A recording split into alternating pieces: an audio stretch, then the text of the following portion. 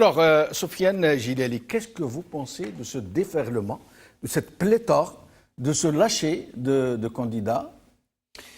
Je ne sais pas s'il faut en tirer de grandes conclusions. Il est clair que le pays a perdu ses repères, que lorsqu'on voit le niveau de la classe politique qui dirige le pays, tout Algérien, citoyen, a l'impression qu'il peut lui aussi, pourquoi pas, être à la tête du pays. Lorsqu'on dirige un pays avec une image, pourquoi un homme en chair et en os ne serait-il pas capable de diriger le pays?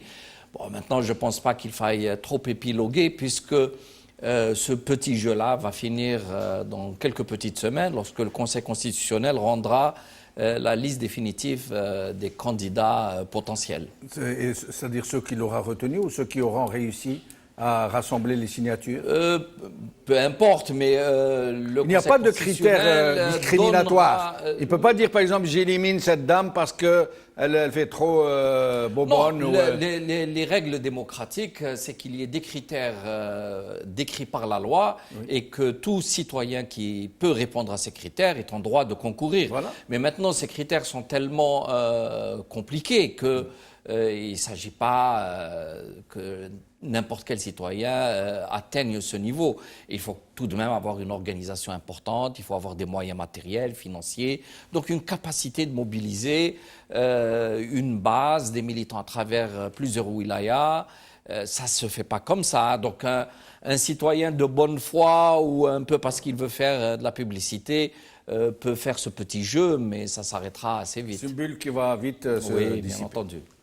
Du parti Jadid, des membres fondateurs de Mouatana. Vous vous présentez vous-même? Non, je ne me présente pas. C'est une information que vous nous donnez, c'est une déclaration. C'est une information que je vous donne. C'est une déclaration. Je pense vous ne vous présentez pas? Non, je ne suis pas candidat. D'accord. Pour la simple raison, il faut bien comprendre ce qui se passe. Je pense que l'Algérie est à un tournant important. Il y a pour l'essentiel maintenant une force qui est installée, le clan présidentiel. Il a un seul objectif, c'est de rester, quoi qu'il en coûte, au pays, quoi qu'il en coûte à la population.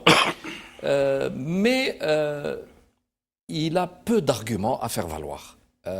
Parce qu'un cinquième mandat est d'abord anticonstitutionnel. Je rappelle encore une fois que la Constitution amendée en 2016, mais c'est la Constitution de 1996, parle maintenant de 2 mandats. Comment peut-on oser parler d'un 5e alors que la limite est posée à 2? Oui, mais il vous dit c'est un ça serait le premier. Oui. Alors encore faut-il qu'il puisse faire passer ça dans l'opinion publique et dire que M. Abdelaziz Bouteflika se présente pour la première fois pour mais vous, être candidat. Pourquoi vous ne vous présentez pas?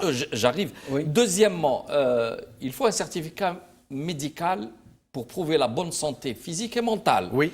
Or, il me semble bien difficile pour convaincre les Algériens que M. Bouteflika ait rempli ces conditions-là.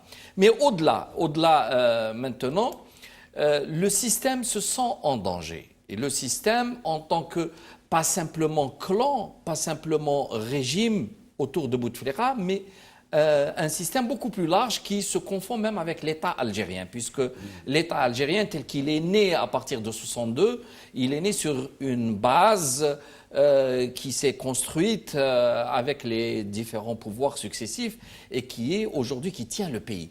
Or, la chute du régime Bouteflika risque d'entraîner la chute de l'État algérien tel qu'il est fondé aujourd'hui et qui nous entraînerait vers des catastrophes innommables. Ce qui fait qu'une partie de ce système ou de cet État ne veut pas aller au 5e mandat car c'est trop dangereux. On peut accepter qu'ils aient un sentiment nationaliste ou patriotique, peut-être, mais on peut aussi penser que l'intérêt bien compris de tous, c'est que cet État continue à fonctionner après M. Bouteflika. Car M. Bouteflika, que peut-il assurer? 3 mois supplémentaires, 6 mois, 1 an, mais ils seront encore une fois devant une situation compliquée. Donc, encore une fois, les élections 2019, c'est soit le clan présidentiel qui va gagner la partie et imposer, malgré les risques, un 5e mandat, soit c'est la tendance inverse, mais qui, elle, va entraîner un scrutin on va l'appeler ainsi semi-ouvert.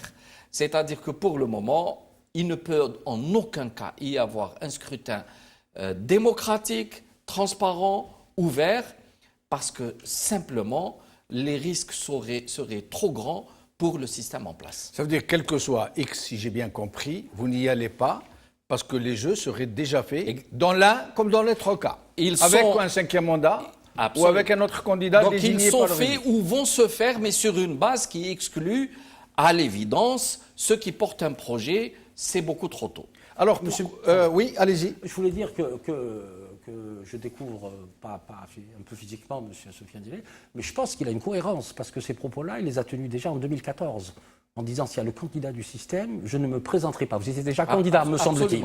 Candidat à la candidature, oui, je me suis retiré très le bien. jour même où M. Bouteflika s'est présenté. Et en 2019, il dit en tant que président de Gilles Jadid, je n'y vais pas. Et moi, je pense que cette cohérence mériterait d'être soulignée. Dans ce cas, pourquoi vous déclarez que Moatana, dont vous êtes membre, dont vous avez votre mot à dire, n'appellerait au boycott que si le 5e mandat se maintient? Or, si je vous ai bien suivi, de toutes les façons, les élections sont déjà faites. Pourquoi donc ne pas appeler au boycott dans les deux cas? On ne sait pas ce qui se passe, parce que très souvent, beaucoup d'Algériens ne comprennent pas des positions toujours radicales et qui finissent par perdre un peu le sens des choses, parce que à force de vouloir tout, on finit par avoir rien du tout. Or, notre rôle à nous est de pousser le système à évoluer. Un 5e mandat, c'est évidemment une catastrophe, et donc il faut appeler au peuple, il faut que les gens réagissent. Ça ne sera pas facile. On sait très bien dans quel état d'inertie se trouve un petit peu la population. Il y a la peur, il y a énormément de facteurs qui font que sortir dans la rue, manifester est compliqué. Mais maintenant, s'il y a une opération semi-ouverte avec, disons, un engagement très sérieux pour qu'il y ait des changements, je serais malvenu de vouloir bloquer ce processus-là. Donc, je ne vais pas dire à tout le monde j'ai toujours raison dans tous les cas. Un 5e mandat, à l'évidence, il faut le combattre. S'il n'y a pas de 5e mandat, il faut aviser. Laissons un peu les choses. Vous verrez après. On verra dans quelle mesure peut-être qu'une évolution peut être... Finalement, ils jugeront sur pièce, apparemment. Absolument, c'est exactement ça. Alors,